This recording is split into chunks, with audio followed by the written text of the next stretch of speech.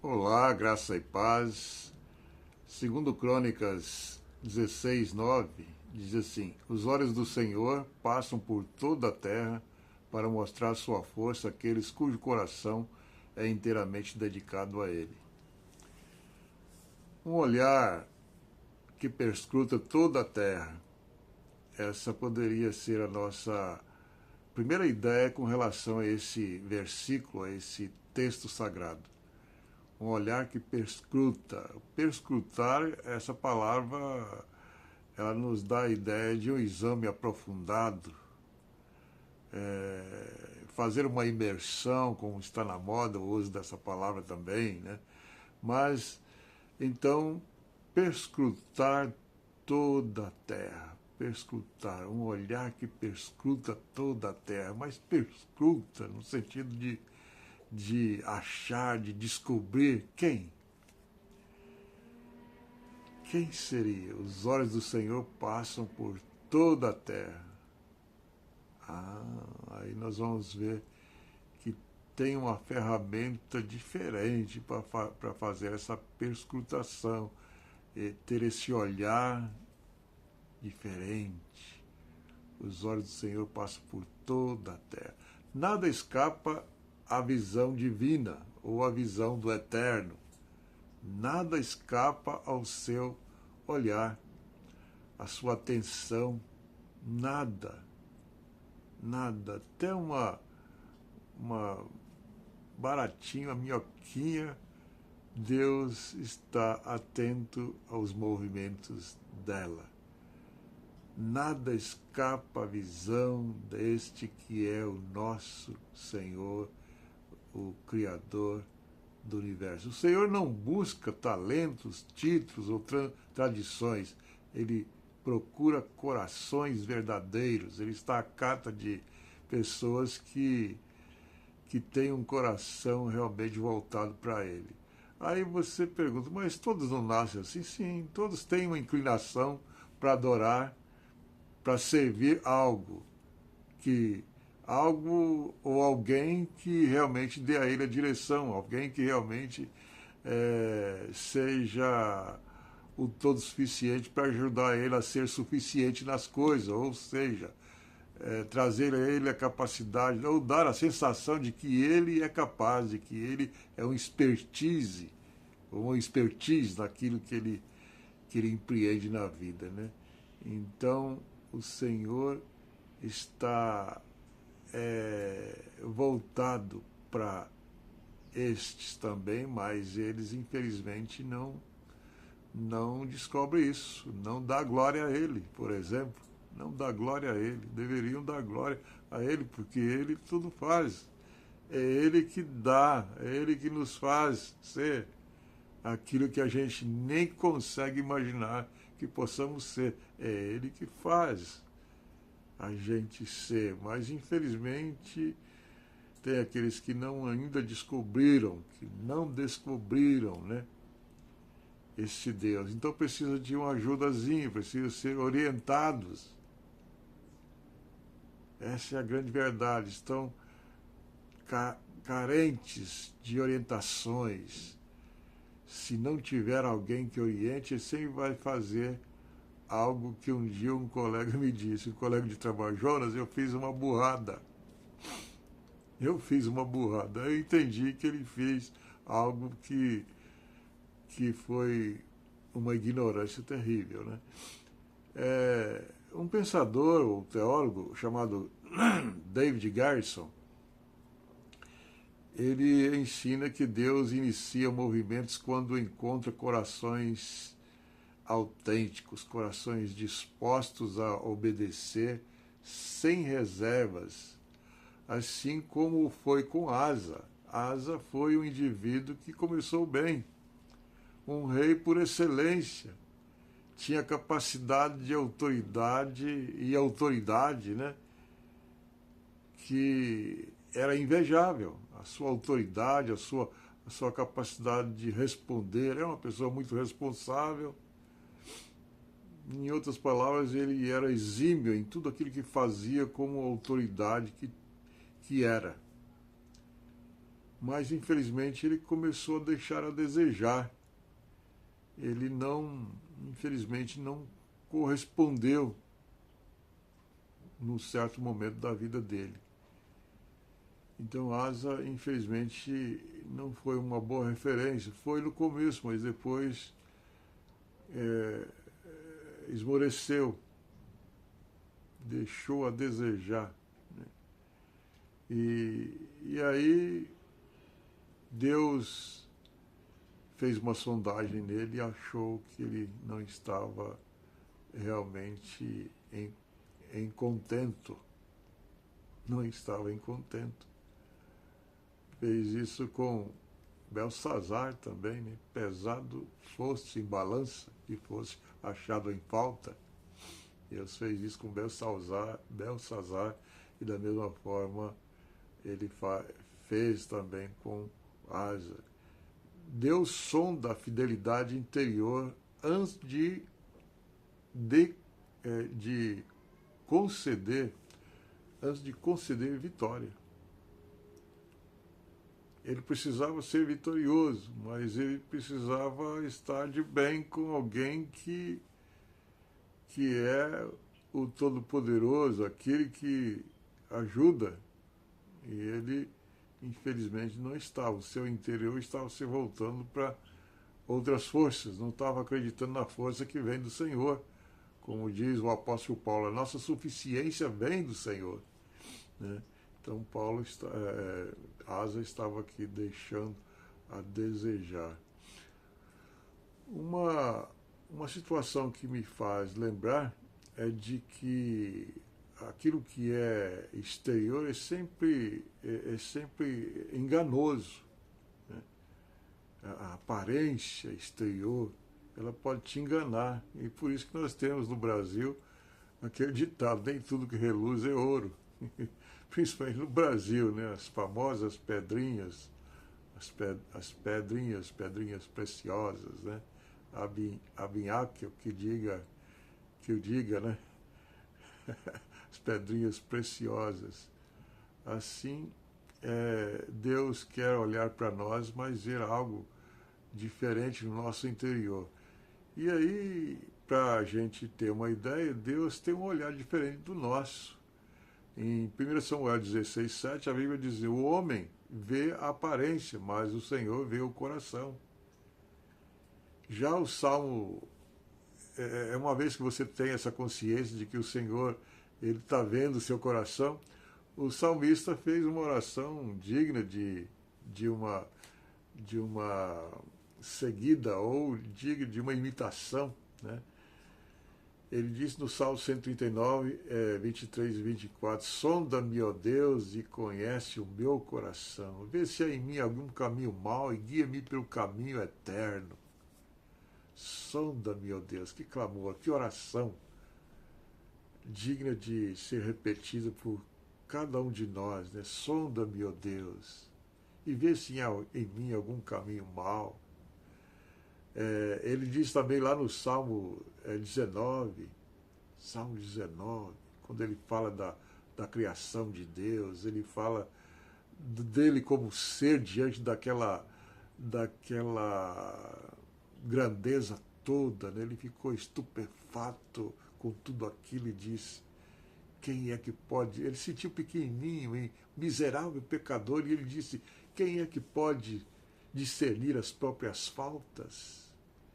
E aí ele faz um clamor ao Senhor: absolve-me das que são ocultas. Tem misericórdia. Absolve-me. Arranca de mim isso. Tem misericórdia, me absolve disso. Não leve em conta este mal que tanto te ofende. Antes de você que fica assim preocupado ou assustado com o que está acontecendo no mundo, e aí você que está vivendo essa busca, essa santidade, você deve orar para que Deus mude o mundo. Mas antes de você orar para que Deus mude o mundo, permita que Ele examine e autentique o seu coração. Que ele coloca ali a marca dele no seu coração. Como disse o apóstolo Paulo uma vez, desde agora ninguém me inquiete mais, porque eu trago no meu corpo as marcas do Senhor Jesus. Que você possa ter essa sensação, essa convicção de que você está autenticado, ou seja, marcado com a marca grandiosa, que é o poder de Deus, a força de Deus em você, te ajudando a ser o que você ainda não conseguiu ser. Então, peça com tremor e temor diante de Deus. Clame por isso no seu coração. A força que se revela em corações inteiros. É corações inteiros. Deus não quer duplicidade dessa situação. Ele quer o coração de forma inteira, para mostrar sua força àqueles cujo coração é inteiramente dedicado a Ele. Coração totalmente ligado a Ele, o dedicado a Ele. A palavra-chave aqui é inteiramente. Inteiramente. Deus não quer você em duplicidade. Mais uma vez eu repito isso. Ele não quer ver você dividido, com um pé no barco e outro na terra, por exemplo, também.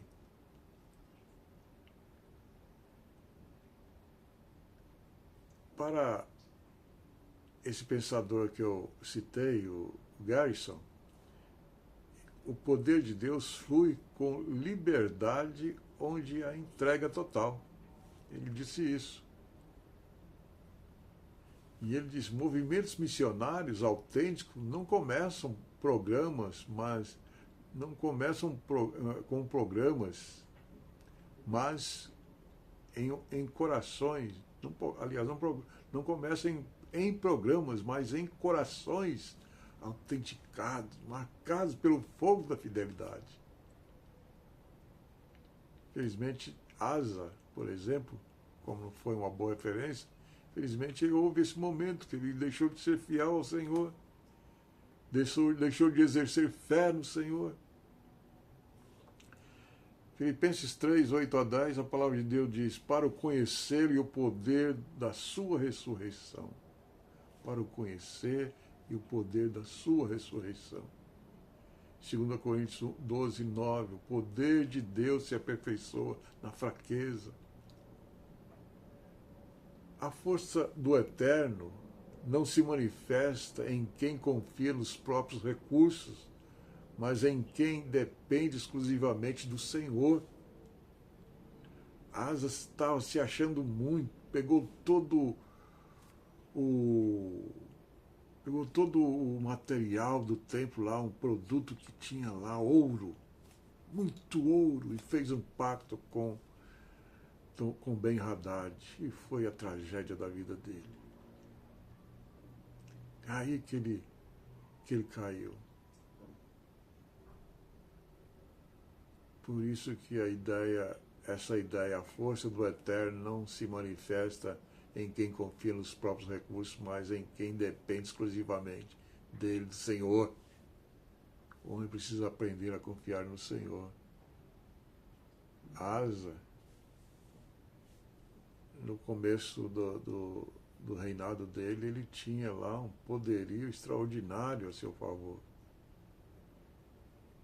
Ele tinha 300 guerreiros valentes que tinham uma maestria em tudo que fazia.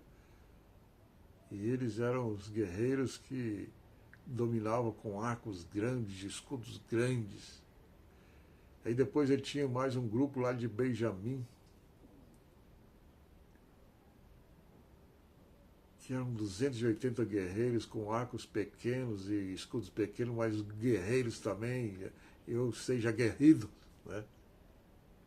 eram valentes, e Asa tinha toda uma maestria para lidar com tudo isso. Tinha autoridade sobre isso de forma a deixar a desejar para muitos que o conheciam. Mas ele recebeu um puxão de orelha do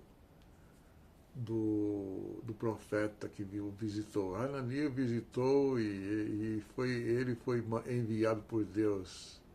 Ele foi ao encontro de Asa como João foi ao encontro de Herodes. Vamos imaginar Herodes agarrando o freio do cavalo do Herodes por aquela rédea lá e falou: desde daí que eu quero ter um tete a tete com você, que eu quero ter uma conversa com você. E falou para ele: olha, não é lícito você possuir a mulher do seu irmão. Não é isso você fazer isso. Está errado. Herodias está praticando uma grande abominação ao fazer isso junto com você. Teve autoridade. E Ananias chegou lá e disse para Asa: você, como você foi tolo. Tolice espiritual. Quantos não estão praticando hoje, em pleno século XXI, as tolices espirituais? Você pode ver aí, né? Principalmente nas eleições. Quanta tolice espiritual. Não, eu estou orando por esse, eu estou orando por aquele, eu estou amaldiçoando aquele, e até hoje ainda tem gente amaldiçoando aquele. Ou o outro. Tolice espiritual. Aí Ananias diz: como você foi tolo. Olha só a sentença que Deus manda para ele: de agora em diante haverá guerras contra você. Asa começou bem, mas se afastou da confiança em Deus. E sua tolice trouxe consequências. As consequências foram tão grandes que um dia ele cai doente. E ao invés de ele clamar a Deus, de ele buscar a Deus, ele não buscou a Deus. Ele confiou nos médicos e buscou os médicos. É verdade que nós devemos fazer uso dos médicos. Mas há situações que a gente deve, antes de ir aos médicos, já está sobre um clamor de oração, ter um grupo orando por nós. E quando nós passarmos pelas mãos dos médicos, Deus vai guiar ali as mãos do médico ou dos médicos, né, da junta médica que estiver fazendo o trabalho no momento. Então, é necessário que se confie, que se busque a Deus, né? E aí, Garrison, o teólogo Garrison, disse que a autenticidade espiritual precisa ser mantida. Se você quer ser um crente genuíno, um crente autêntico, autenticamente piedoso, Paulo fala de uma piedade com contentamento, né? Ou seja, a vida cristã autêntica, ela precisa ser mantida, não apenas iniciada. O coração que um dia foi autêntico pode se corromper, se deixar de depender do Espírito Santo. Assim como Asa, nós podemos cair nessa situação se a gente começar a pender para outro lado, para o lado da sua habilidade, do seu jeito de fazer e acontecer. Não, temos que depender, temos que confiar naquele que pode nos ajudar. Em Gálatas 3:3, Paulo, falando com os Gálatas, ele faz uma advertência. Como vocês podem fazer isso? Tendo começado pelo Espírito, estáis agora vos aperfeiçoando pela carne. E em Apocalipse 2:4, o Senhor diz lá, falando contra a igreja que estava deixando a desejar, ele diz: tenho contra ti que abandonaste o primeiro amor. E agora vem uma grande questão. Deus não procura perfeição sem falhas, mas autenticidade sem disfarces, fidelidade constante, mesmo em meio às batalhas. Deus procura por isso em nós. E Deus anseia que isso aconteça em nós.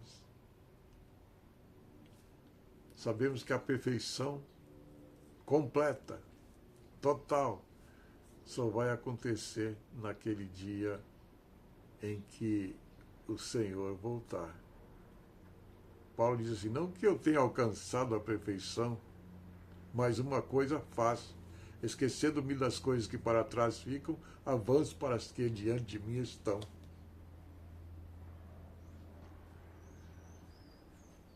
Deus percorre toda a terra.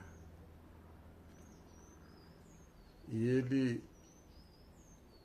nesse percorrer, nessa busca dele, Ele também faz isso com o nosso coração.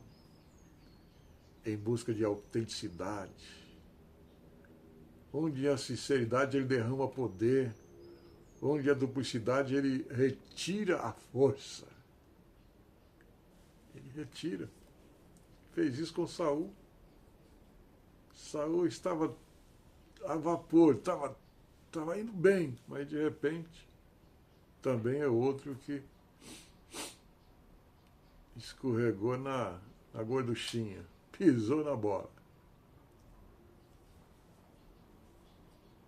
E David Garrison diz o seguinte: movimentos de Deus começam quando corações humanos se rendem totalmente a Ele. É isso que Deus quer fazer com a gente. Que a gente aprenda a se render a Ele. Permita que o Espírito Santo autentique seu coração. Que cada atitude, palavra e decisão revelem um coração inteiro, consagrado e verdadeiro diante do Senhor. Os olhos do Senhor ainda passam pela terra.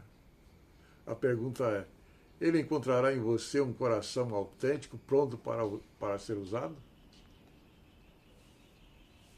Pense bem sobre isso. E que o Senhor, em nome de Jesus, possa te ajudar a se livrar de coisinhas acalentadas, coisinhas que você tem alimentado na sua vida, que não deixa, que mina a sua capacidade de receber o poder de Deus, a unção. Alguns chamam isso de unção, né? Atos 1:8, a palavra de Deus diz: mas recebereis poder ao descer sobre vós o Espírito Santo, e ser-me-eis testemunhas. Que isso possa acontecer na sua vida, mas que antes de tudo o Senhor te ajude a ver aquilo que precisa ser tirado para você ser bênção de forma autêntica e consciente de que a autenticação, a marca do Senhor está em você. É o meu desejo e oração em nome de Jesus. Amém.